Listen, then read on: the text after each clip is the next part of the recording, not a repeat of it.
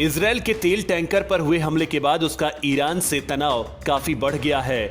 अब इजरायल के प्रधानमंत्री नफ्ताली बेनेट ने इसे लेकर ईरान को धमकी दी है और हमले को ईरान की भारी भूल बताया है।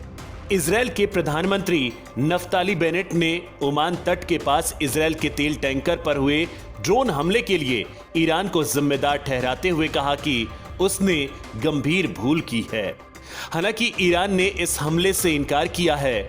हमले में चालक दल के 2 सदस्य मारे गए हैं। ईरान ने गुरुवार रात तेल टैंकर मर्सर स्ट्रीट पर हुए हमले से साफ इनकार किया है, लेकिन बेनेट ने ईरान को धमकी दी है। इजरायली पीएम बेनेट ने कहा है कि ईरान ने यह कायराना हरकत की है और अब अपनी जिम्मेदारी से बचने का प्रयास कर रहा है। वे इससे इनकार कर रहे हैं। अब मैं पूरे भरोसे के साथ कह सकता हूं कि ईरान ने ही जहाज पर हमला किया।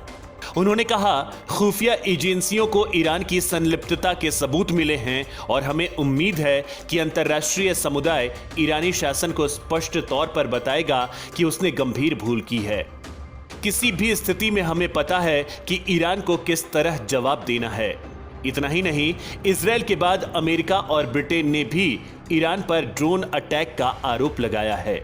यानी हमले से इनकार कर रहे ईरान पर दबाव और बढ़ गया है। ब्रिटेन के विदेश मंत्री डोमिनिक राब ने इसे गैर कानूनी और क्रूर हमला करार दिया। साथ ही कहा कि उनका देश और उसके सहयोगी तेल टैंकर मरकर स्ट्रीट पर हुए हमले का जवाब देने की बड़ी प्लानिंग कर रहे हैं। वहीं इसके बाद अमेरिका के विदेश मंत्री एंटनी ब्लिंकन ने कहा कि इस हमले का कोई औचित्य नहीं है जो हमलों वाले व्यवहार के एक स्वरूप का अनुसरण करता है।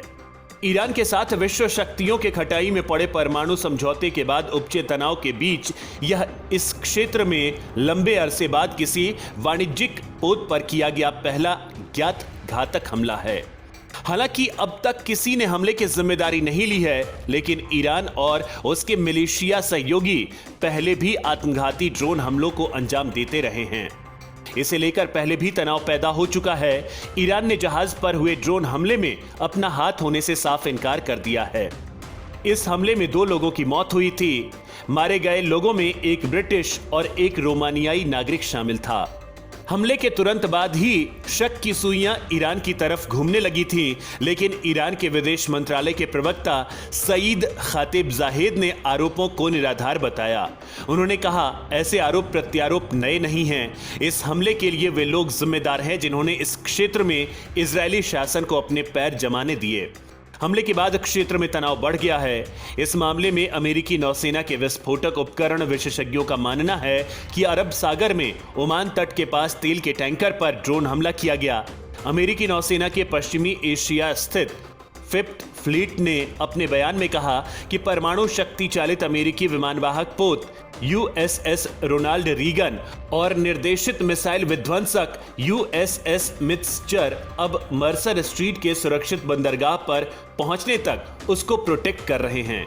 दरअसल ये इस इलाके में कमर्शियल जहाजों पर लंबे अंतराल के बाद बड़ा हमला है। इसे परमाणु समझौते को लेकर ईरान के साथ तनाव से जोड़कर देखा जा रहा है।